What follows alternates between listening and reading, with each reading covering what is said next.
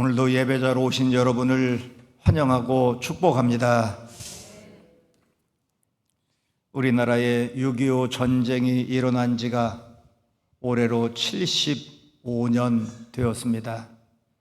1950년 6월 25일 주일 새벽,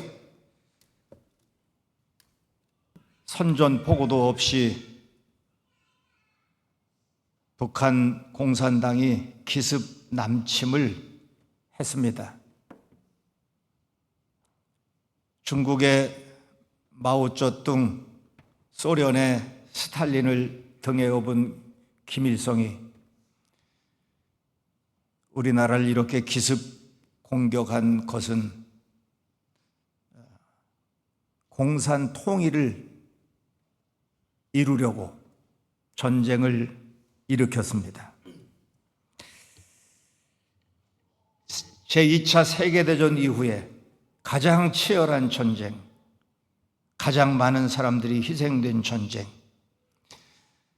북한과 남한의 전쟁이라기보다는 중국과 소련을 중심으로 한 공산주의와 미국과 유럽 자유진영을 포함한 공산주의, 민주주의 대리전으로 우리나라에 많은 희생이 있었습니다.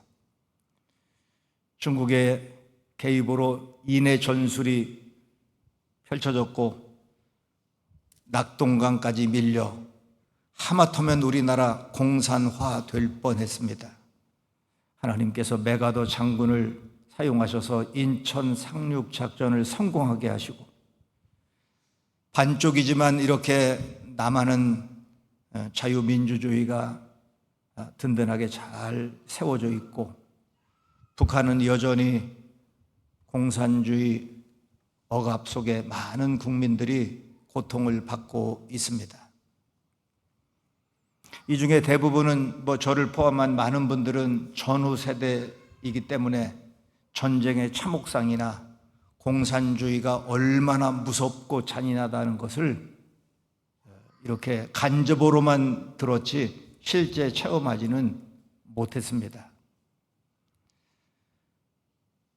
그런데 캄보디아 가보니까요, 거기 킬링필드라고 불리는, 많은 분들 보셨겠지만 정말 공산주의가 얼마나 무서운지를 볼 수 있는 단면이 그곳에 있습니다.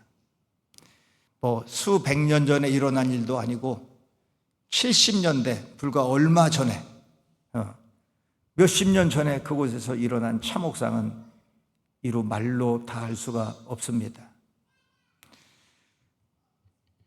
그 당시 캄보디아 인구가 약 600만 명이었는데요, 200만 명이 잔인하게 학살을 당했습니다.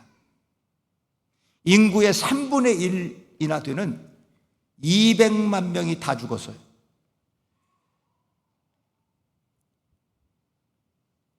크메르 루즈라고, 크메르는 캄보디아라는 뜻이고요, 루즈는 여성들이 입술에 바르는 이 루즈가 프랑스어로 빨강색이다 그래서 루즈거든요. 크메르 루즈는 뭐냐면 캄보디아의 공산당을 상징하는 색깔이 빨간색이에요. 그래서 빨갱이라고 하죠. 캄보디아 공산당 크메르 루즈입니다. 폴 포트라는 사람이 이끄는 이 크메르 루즈 공산당들은 얼마나 잔인하게 사람들을 죽이는지 1975년부터 79년까지 불과 4년 동안, 이 짧은 동안에 인구의 3분의 1에 해당하는 200만 명을 죽여요. 맨 먼저 누구 죽이느냐? 종교인들 다 죽여. 왜냐하면 공산주의는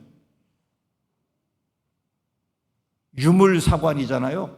신의 존재를 인정하지 않고 영혼을 인정하지 않아요. 당연히 종교를 인정하지 않아요. 종교는 인민의 아편이다. 공산주의자들은 그렇게 생각해요. 그래서 제일 먼저 제거 대상이 1호가 종교인이에요. 만약에 우리 거기 있었으면 저나 여러분이나 벌써 죽었어요. 한 번 죽었어요. 그 다음에 누구 죽이느냐? 안경 낀 사람 다 죽여. 저는 2번 죽었어요. 그 다음 누구 죽이느냐? 글씨 쓰고 읽을 줄 아는 사람 다 죽여. 저는 3번 죽었어요. 그 다음에 자동차 가진 사람 다 죽여. 4번 죽었어요. 보세요. 조금 똑똑하다, 맑게나 한다, 뭐 글씨 읽는다, 돈 좀 가졌다, 다 죽여. 다 죽여. 왜냐하면 공산주의 건설의 장애물이기 때문이야. 이런 사람들이. 똑똑한 사람, 아는 사람, 글 쓰는 사람 다 죽여요. 킬링필드 가면 그 입구에 벌써 해골을 막 가득 쌓아놨잖아요. 그리고 거기에서 출토되는 저 인간의 유골들이 온전한 게 거의 없어. 온전한 게. 왜냐하면 총알을 아끼려고 사람을 잔인하게 죽이는데 온전한 게 없어. 뼈가. 어떻게 사람들을 잔인하게 죽이는지. 어느 구덩이에서는요 189의 유골이 나왔는데 189가 머리가 하나도 없어. 다 어른만 죽이는 게 아니에요. 어린 아이들도. 저 돈 있는 집, 글씨라도 읽을 수 있는 집, 뭔 부르주아지고 다 어린아이들까지 전부 발목을 잡고 나무에다가 때려서 죽여.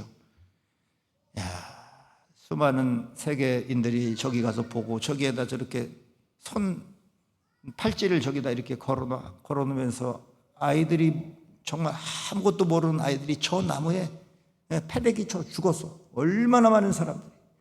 지금도요 저 유골을 다 발굴도 못해. 저 가보신 분들 알지만 그냥 땅에 이렇게 뼈가 있고 이빨이 굴러다녀도 그걸 다 수습을 못해. 얼마나 기가 막힌 이런 참혹한 일들이 일어났어요. 응? 공산주의를 건설하는데 장애가 되는 건 죽이는 거야. 다 아주 잔인한 방법으로 죽이는 거예요. 이게 공산주의예요. 며칠 전에 북한에서 함정 좌초된 거 은폐했다 해서 10명을 총살시켰다. 공개 처형했다. 우리로 말하면 저 육군 사관학교 같은 교정 안에서 다 학생들이 다음에 지도자들이잖아. 보는 데서 총살시켰다. 이런 뉴스를 우리 봤잖아요. 수단 방법 가리지 않아요. 공산주의를 건설하는데 장애가 되는 거면 어떤 잔인한 방법도 다 동원해. 응? 1979년에 베트남 군대가 크메르 루즈를 이 캄보디아에서 다 밀어내. 어디로 밀어내냐면 저 태국 국경 쪽으로 다 밀어내요. 그리고 캄보디아를 베트남군이 주둔하고 장악했습니다. 그때는 베트남이 뭐 공산당이잖아요. 베트공이라고 하잖아요. 베트남의 공산당. 그래서 베트공이에요. 이 공산당이 크메르 루즈도 공산당인데 이거를 전부 다 저 태국 국경 쪽으로 몰아내고 캄보디아를 베트남 군대가 장악을 하니까요. 미국이 그 크메르 루즈를 도와주는 거예요. 이거를 전부 아주 세계 어디 재판소에다가 다 불러내가지고 아주 그냥 심한 처벌을 해도 모자란 사람들을 미국이 도와주는 거예요. 왜냐하면 이 베트남 전쟁에서 미국이 패했잖아요. 베트남 공산당이 이겼어요. 그 강대국 미국이 패하니까 자존심도 상하고 그런 캄보디아를 베트남이 장악하니까 미국이 그 못된 만행을 저지른 크메르 루즈를 도와주는 거예요. 태국이 크메르 루즈를 도와주는 거예요. 왜냐하면 태국은 베트남 군대가 가까이 국경에 있는 것보다 크메르 루즈가 완충작용을 해주면 더 안전하다 생각하니까 미국이나 태국을 비롯한 이 자유진영의 국가들은 크메르루주를 도와주는 거예요.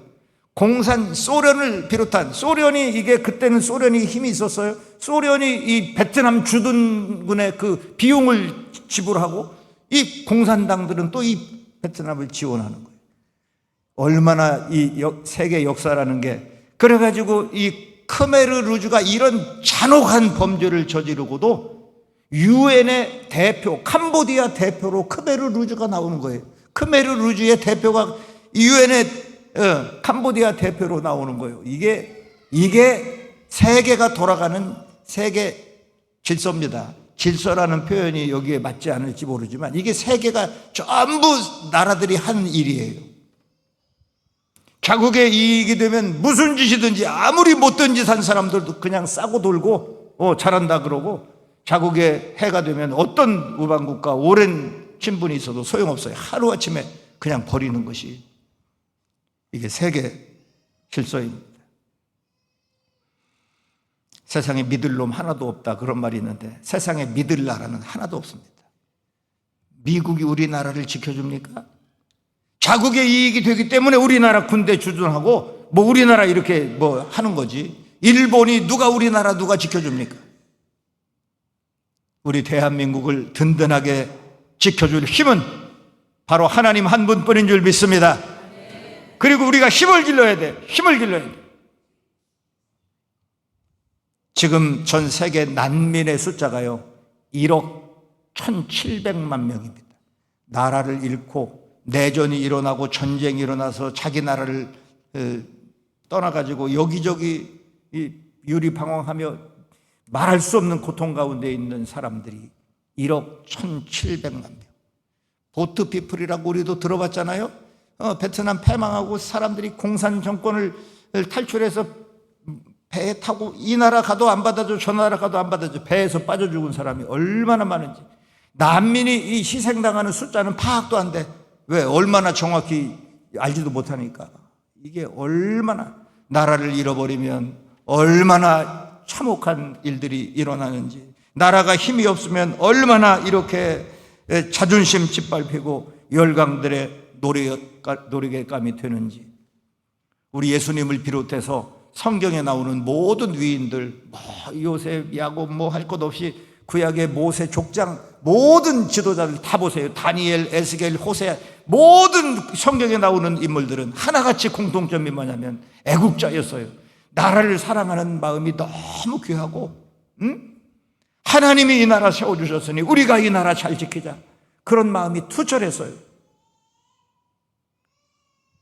다시는 이 땅에 6.25 같은 전쟁이 일어나지 않고, 다시는 이렇게 우리나라가 열강들의 힘에 짓밟히지 않고, 우리 모두 나라 사랑하는 마음 뜨겁게 하고, 나라를 위해 하나님께 더 간절히 기도하고, 우리 대한민국이 하나님의 손에 의해서 든든하게 지켜지고, 이 마지막 시대에 세계 열방을 구원하는 거룩한 나라, 선교의 대국, 우리 대한민국이 되기를 우리가 노력하고 또 하나님께 더 간절하게 기도해야 할 줄 믿습니다.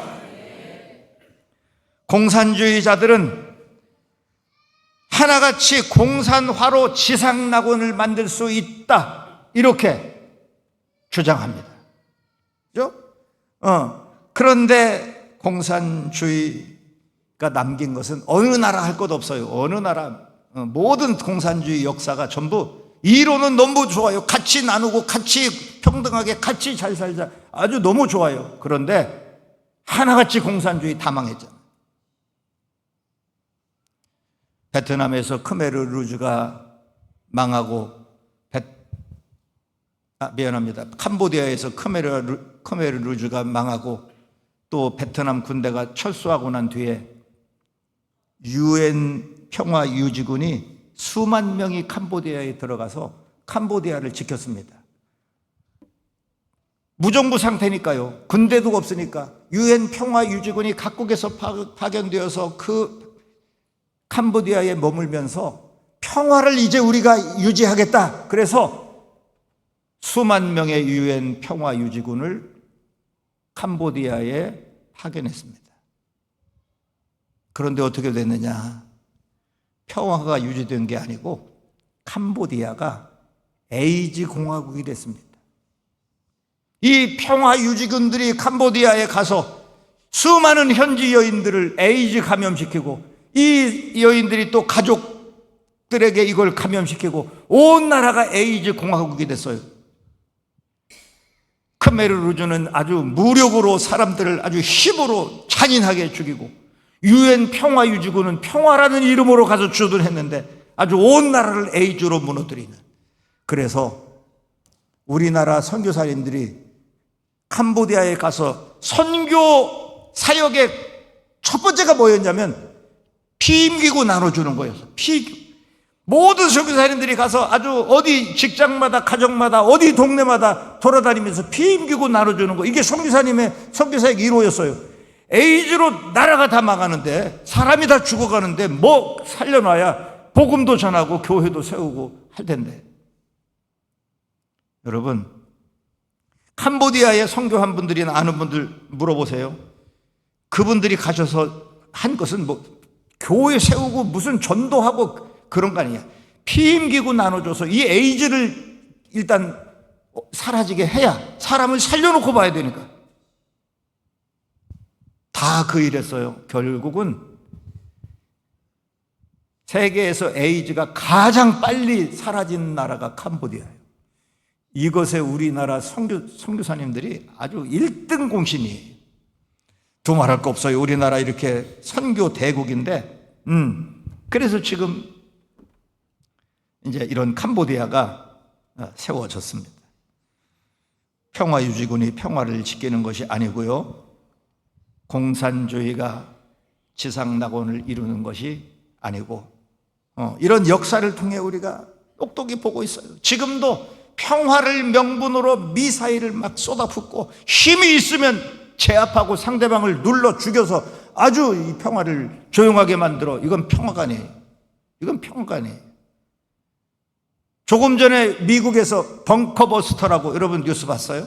벙커버스터, 아주 지하 수십 미터 내려가서 아주 파괴하는, 세계에서 가장 큰 초대형 폭탄을 미국에서 지금 이런데다가 쏟아붓죠. 오늘 조금 전에 6발을 그냥 쏟아붓고, 수십 발의 토마호크 미사일 쏟아붓고, 거기다가 아주 그냥 벙커버스터 6발을 갖다가 쏟아부어. 아주 지하 90m에 있는 핵시설을 전부 파괴한다고 쏟아부었어요. 그리고 트럼프가 한 말이 뭐라고 그러냐면, 이제 평화의 시대가 왔다, 이렇게 말해.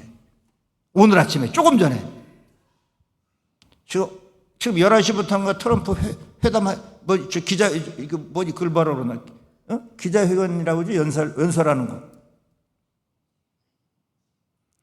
초대형 폭탄 쏟아붓고 이제 평화의 시대가 왔다, 이렇게 말해요. 세계 역사예요. 어느 역사도 고대부터 시작해서 힘으로 제압하고 뭐 폭탄 쏟아붓고 미사일 쏟아부어서 평화가 이루어진 역사는 단 한 건도 없어요. 힘에 눌려서 어쩔 수 없으면 그냥 조용히 있을 뿐이에요. 속으로는 칼을 갈고 이를 갈아요. 기회만 되면. 힘으로는 절대 평화가 이루어지지 않습니다. 오직 이 세상의 진정한 평화는 예수 그리스도 복음뿐인 줄 믿습니다. 이 복음이 가는 곳마다 어디든지 평화가 이루어져, 어디든지 변화가 일어나. 오늘 읽은 이 디도서의 성경의 말씀, 그레데라는 섬에서 일어나는 일인데요, 제가 캄보디아 이야기 쭉 했는데 캄보디아의 이런 상황과 비슷한 상황에서 일어나는 변화 이야기입니다. 이 그레데는 섬이니까요, 섬 사람들, 섬은 자연 환경이 거칠잖아요. 여러 가지 뭐 태풍도 있고 뭐 강한 여러 가지 파도도 있고 생존하기가 어려운 거친 환경이야. 그러니까 섬에 사는 사람들은 강해야 살아남을 수 있으니까. 여기 섬이 고향인 분은 용서하세요. 섬 사람이라고 다 뭐 센 건 아니지만, 그러나 일반적으로 섬에 사는 사람은 이 굉장히 거칠고 강하고 아주 또 그 생존을 위해서 뭐 굉장히 아주 좀 잔인하다고 할까? 그런 현상들이 있는데 이 그레데 섬이 딱 그런 상황이에요. 왜 제가 이렇게 말하냐면 여기 성경에 그레데 섬의 사람들의 그 상황을 설명해 놨기 때문에 그래요. 1장 12절 13절 한번 읽어봐요. 그레데인 중에 어떤 선지자가 말하되 그레데인들은 항상 거짓말쟁이며 악한 짐승이며 배만 위하는 게으름뱅이라 하니 이 증언이 참되도다. 그러므로 내가 그들을 엄히 꾸짖으라. 이는 그들로 하여금 믿음을 온전하게 하고니는 아닌 것 같은데 뒤에 하고 온전하게 하고. 자 보세요. 이 섬에 사는 사람들이 어떻다고? 그냥 항상 거짓말쟁이야. 악한 짐승 같아. 왜냐하면 너무 강하고 상대방 다 누르고 죽이고 어떻게든지 자기만 살아남으면 되니까 막 이런 식이에요. 악한 짐승 같고 배만 위하는 게 뭐야? 먹고 살고 내가 움켜쥐고 그러면 아주 그만이야. 이 그레데 사람들이 그랬단 말이죠. 그런데 바울을 통해 이곳에 복음이 전해지니 사람들이 변하기 시작하는 거예요. 누구부터 변하냐면 늙은 남자부터 변해. 사람이요 제일 변하기 힘든 사람이 늙은 남자요. 응? 어린애들은 뭐 이렇게 해라 저렇게 해라. 그래 우리 뭐 2살짜리 딱 보니까 이렇게 그러면 그렇게 해. 늙은 남자는요 자기 아성이 살아가는 세월만큼 높이 쌓아지거든. 그래서 자기 아집이 강해지고 절대 어디 타협 안 하고 다른 거 안 받아들이고 안 바꿔. 그런데 복음이 들어가니까 그레데 섬에 늙은 남자들부터 변하는 거예요. 늙은 남자가 변하니 늙은 여자가 변하고 늙은 여자가 변하니 오늘 여기 보니까 늙은 여자가 변한 여자가 젊은 여자들에게 또 말을 하는 거예요.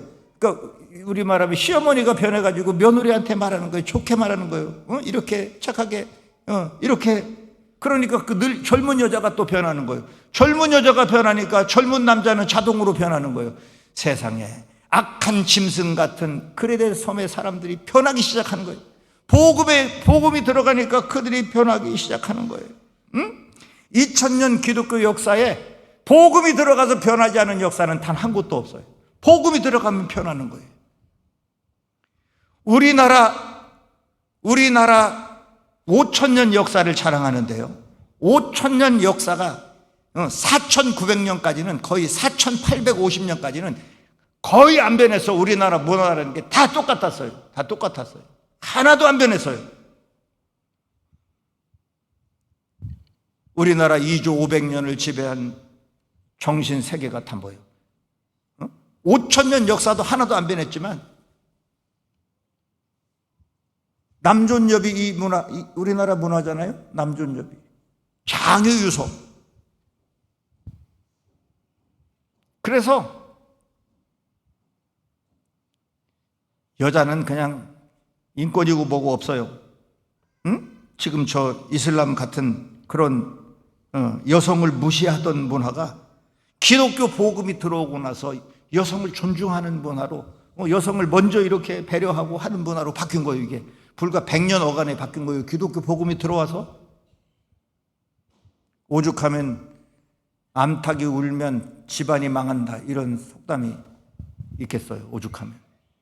기독교 복음이 들어와서 속담이 바뀌었다고 했죠. 뭐라고? 암탉이 울면 알을 낳는다. 알을 낳는다. 이 세상에 속담이 바뀌었어요.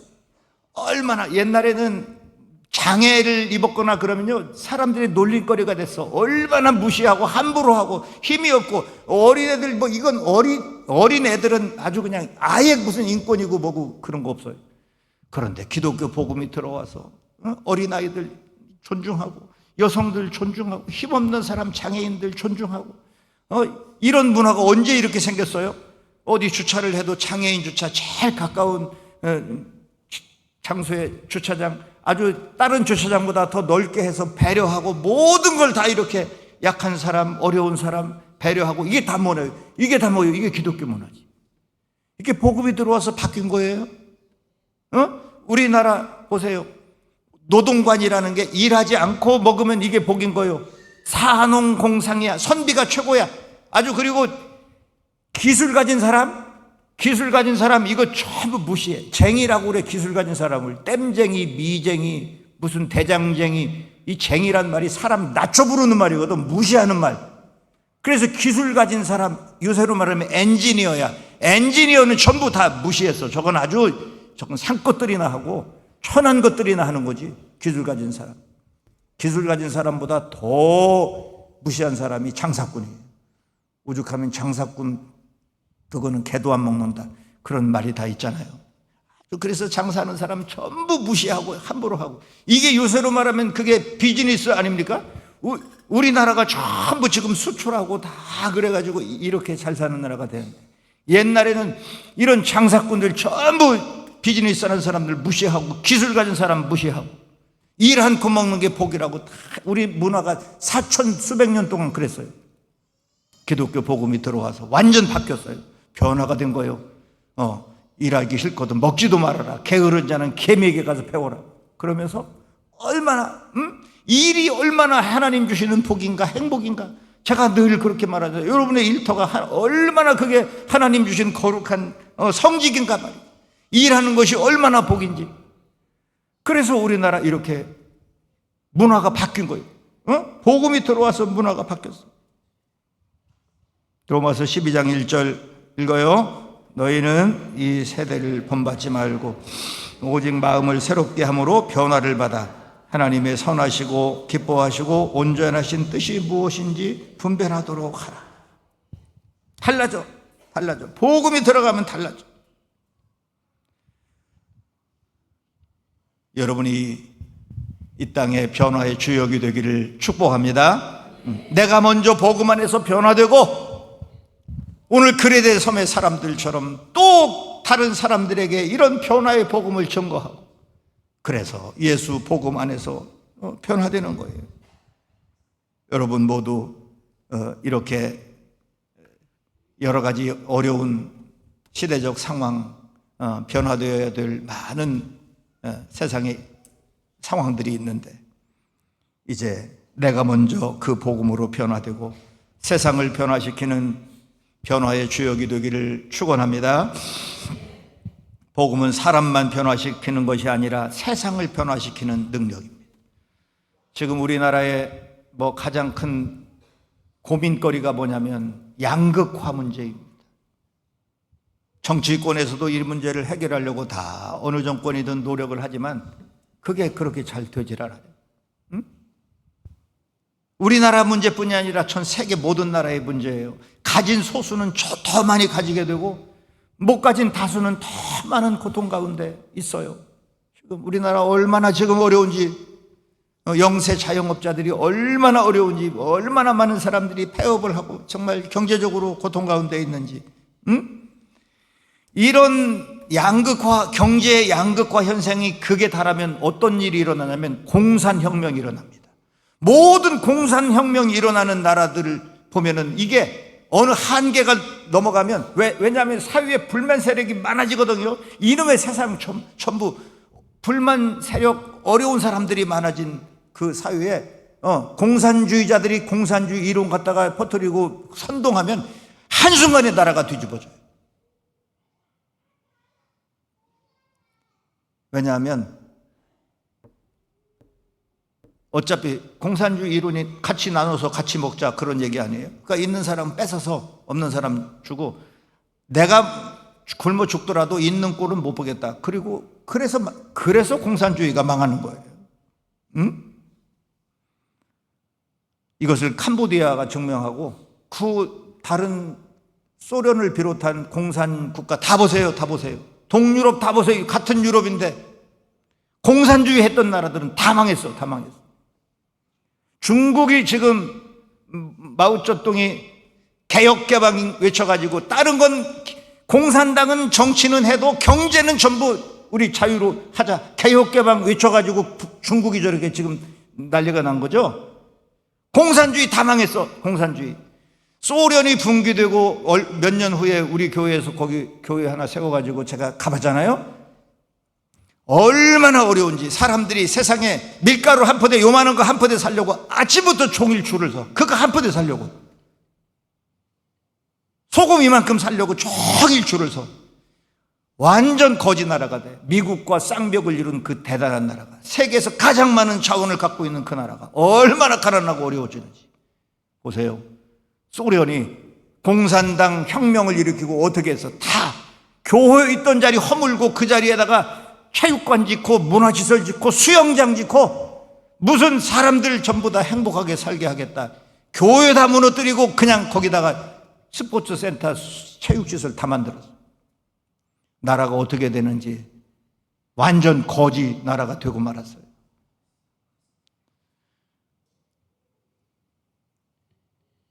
(20세기) 초에 공산주의자들은 공산혁명이 일어날 가장 좋은 조건의 나라가 영국이라고 생각했어요. 왜냐하면 산업혁명 이후에 영국이 급속도로 산업이 발달하고 가진 소수의 사람들은 더 많이 갖게 되고 못 가진 수많은 사람들은 아주 너무 가난하게 되고 사회에 불만이 너무 많아. 여기에다가 공산주의 이론 딱 터뜨리면 영국이 공산화될 거라고 생각했어요. 그런데 공산혁명이 영국에서 일어나지 않고 소련에서 일어나요. 왜 영국이 이런 공산주의가 될 만한 환경에서 공산주의가 되지 않았느냐? 요한 웨슬레를 비롯한 수많은 교회 지도자들이 복음만이 세상을 바꿀 수 있다, 그렇게 외쳤기 때문이에요. 오늘 9절 10절 다시 읽어보겠습니다. 종들은 자기 상전들에게 범사에 순종하여 기쁘게 하고 거슬러 말하지 말며 훔치지 말고 오히려 모든 참된 신실성을 나타내게 하라. 이는 범사에 우리 구주 하나님의 교훈을 빛나게 하려 함이라. 이거 그레데 섬 사람들에게 준 거예요. 악한 짐승 같은 사람들, 그 중에 가진 사람들, 기득권자는 얼마나 더 악했겠어요. 그렇지만 바울이 전한 복음은 뭐냐? 이 사람들에게 순종하라는 거예요. 순종하라는 거예요. 그 사람들 훔치지 말고 그 상관들을 기쁘게 하고 거슬러 말하지 말고 그 사람들 대적하지 말고 열심히 일해라, 이렇게 가르치는 거예요. 투쟁하고 싸워서 빼앗아서 나눠라, 그렇게 가르치는 공산주의가 아니고 오히려 그들에게 순종하고 기쁘게 하고 훔치지 말고 진실하게 해라, 열심히 해라. 그래서 아주 그리스도 복음의 교훈을 빛나게 해라 가르치니까요. 실제로 이렇게 사람들이 가서 삶 속에 하니까 세상이 바뀌는 거야. 세상이 바뀌는 거야. 그러니 가진 사람들도 바뀌게 되고 억지로 뺏어서 나누는 공산주의가 아니라 스스로 가진 사람들이 내놓아서 다른 사람들을 도와주는 이런 정말 평화의 나라가, 평화의 땅이 되는 거죠. 사회복지가 제일 먼저 생겨난 곳이 교회입니다. 우리나라에도 지금요, 이거 사회복지 교회가 스톱하면 사회복지 올 수도 없답니다. 정부에서 얼마 일부 돈 대주고 이런 거 하지만 이 모든 것을 주도적으로 하는 건 교회예요. 가톨릭 같은 데는 이게 단체로 돼서 하나로 드러내니까 많이 하는 것 같지만 개교회가 얼마나 많은지, 우리 교회도 방과 공부방 이런 거 시작해서 지금도 우리 송고사님 계속, 송장모님 계속 하고 있는데 이게 뭐냐, 이거 다 교회가 사회복지 하는 거예요. 이거 교회가 스톱하면 스톱이 돼요. 사랑하는 성도 여러분, 지금 우리 사회에 꼭 필요한 것은 예수 그리스도 복음입니다. 악한 짐승 같은 사람들 속에 복음이 들어가니 그레데 섬이 변화되는 것처럼 우리나라 이렇게 극한 대립을 이루는 이런 양극화 현상을 해소할 수 있는 길은 예수 복음뿐인 줄 믿습니다. 모든 갈라진 노사 관계 이런 불편한 문제도 해결할 수 있는 건 예수 복음뿐인 줄 믿습니다. 여러분의 부부가 서로 이렇게 화합하고 아름다운 가정으로 세워지는 것도 예수 복음뿐인 줄 믿습니다. 여러분의 일터가, 우리의 모든 삶의 자리가 하나님의 놀라운 은혜로 회복되는 것, 변화되는 것은 오직 예수 복음뿐입니다. 내가 먼저 그 복음 안에서 변화되고 또 다른 사람들에게 그 변화의 소식을 알려줘 이 세상을 변화시키는 능력, 예수 복음으로 변화시키는 이 시대 변화의 주역이 바로 저와 여러분이 되기를 축원합니다. 하나님 아버지, 오늘도 하나님 말씀 크게 들었습니다. 오직 예수 복음만이 이 땅의 진정한 평화요, 예수 복음의 정신만이 이 땅을 변화시킬 수 있는 능력임을 오늘 말씀을 통해 또 들었으니 내가 먼저 그 복음 안에서 변화되고 세상을 변화시키는 주역들이 되게 하여 주시옵소서. 예수님의 이름으로 기도드리옵나이다. 아멘.